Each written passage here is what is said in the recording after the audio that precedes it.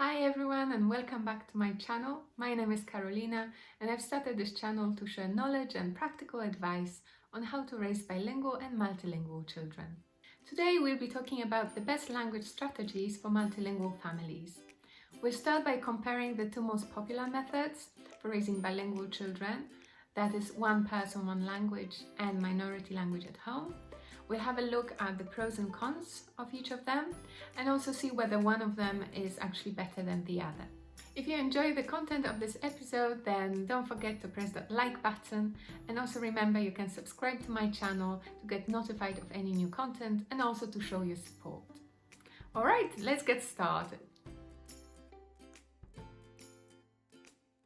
We're going to start with what is probably the best known strategy, and that is one person, one language. It's also known as one parent, one language, and both these terms are used in scientific literature. But I have to say the term one person, one language seems to be more inclusive, as of course there are different situations in different families and it's not always two parents actually caring for the child. Alright, so whatever we call it, the idea here is simple. Each person chooses one language and communicates exclusively in that language with the child. So let's say we have a mother who was born in France and a father from Spain. The mother will only use French with the child and the father will always speak Spanish. So what are some advantages and disadvantages of this strategy? Well, definitely one of the main benefits is that it's easy to implement. There are no complex rules to remember because you simply speak that one language that you have chosen. Secondly, it should feel natural to both parents because they are using their native language, the one that they feel most comfortable in. Also, this way, both languages are usually acquired from birth, which of course increases the chances of success and the chances of the child having a native-like accent in both languages. And finally, if you remember from our last episode, we talked about this thing called genuine need for a language. If you're using the one person, one language method, then the genuine need is definitely there because obviously the child needs to speak to both his parents. Now let's have a look at the disadvantages of the one person, one language method. One of the downsides is uneven language exposure, meaning that the child might be getting a lot of exposure to one language, but not so much to the other. If you think back to our imaginary French-Spanish couple, so let's imagine they are living in France and it's the mother who's French. And usually it is the mother who will stay with the baby at home, at least in the beginning. So now the child is getting a lot of French exposure from the mother, from the community. Perhaps the maternal grandparents are living just around the corner. There's the French television, shops, everything in the area. And later on, the nursery, preschool, school, everything happens in French. And the child might only be getting Spanish exposure from the father. So obviously it's very uneven. And research shows us that in this case, what might happen is that the child will become a passive bilingual. That means they will understand Spanish very well, but they won't speak it fluently. But luckily, there are quite a few things that we can do to prevent that.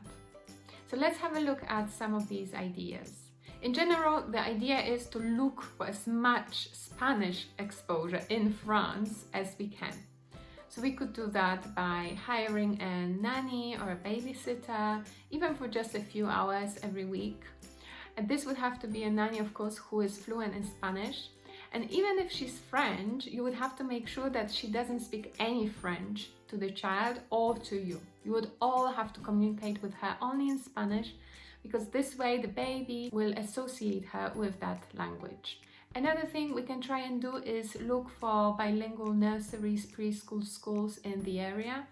I know, for example, in my local area, there are quite a few of them where some of the teachers will only speak the second language with the children.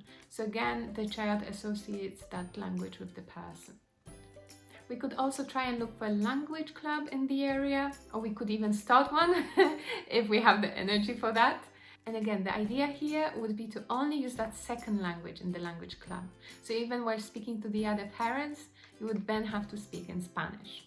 And finally, we can look at our home environment and make sure there's as much Spanish there as possible. So we can buy Spanish books, DVDs, we can listen to Spanish music, play Spanish games, look for Spanish videos online once the child is a little bit older. So there are definitely things that we can do to increase that Spanish exposure, and that is our goal. And another major drawback to the one person, one language strategy is that we don't really have what we call a family language. So what language do we actually speak when we're all together, when it's the mother, father and the child at the dinner table, for example? And I really like how one particular researcher put it. She said, how does a child deal with having both parents there? Do the parents expect the child to say everything twice? Should the child choose one language and expect both parents to understand it? These can be areas of conflict or misunderstanding. But again, there are some solutions here, and they will mostly depend on your own language ability. So one thing we can do is pick one of the languages that we already speak to the child as our family language. Again, going back to our French-Spanish imaginary family, this could then be French or Spanish for them. And obviously choosing Spanish would be the wiser idea because it would allow for more exposure to that minority language. But obviously this will only work if the mother is actually fluent in Spanish and she feels comfortable enough using it when they are all together.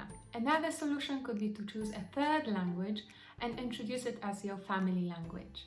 In this case, many families decide to go for English, as it's such an international language that it will be useful for the child anyway. But of course, that will depend on your own family needs.